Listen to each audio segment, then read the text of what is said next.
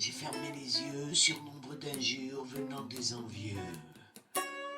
J'ai soupiré en vain, tandis qu'il me lâchait la main que j'avais pleine d'une miche de pain.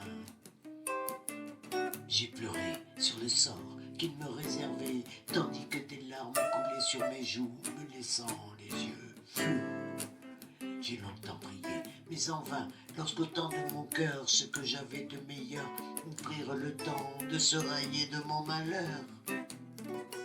J'ai côtoyé le monde, souvent sans pitié, parcouru chacune de ses ondes et des secondes, parfois trop sombres, jusqu'à y deviner l'ombre de mon ombre.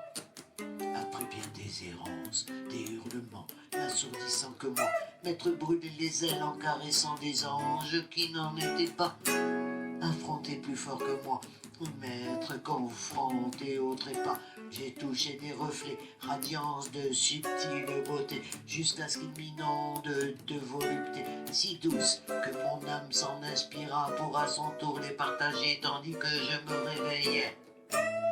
C'est alors que j'en trouvais la lumière de mes yeux grands ouverts sur cette immensité.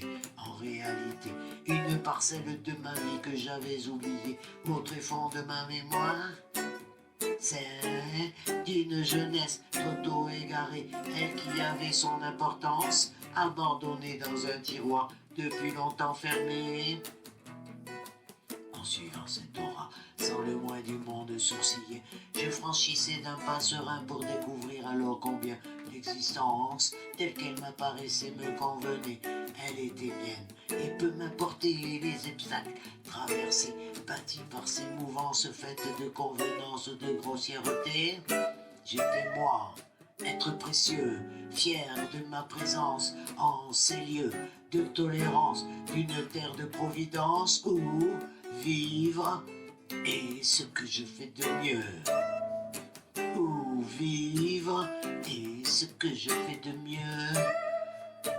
Où vivre est ce que je fais de mieux.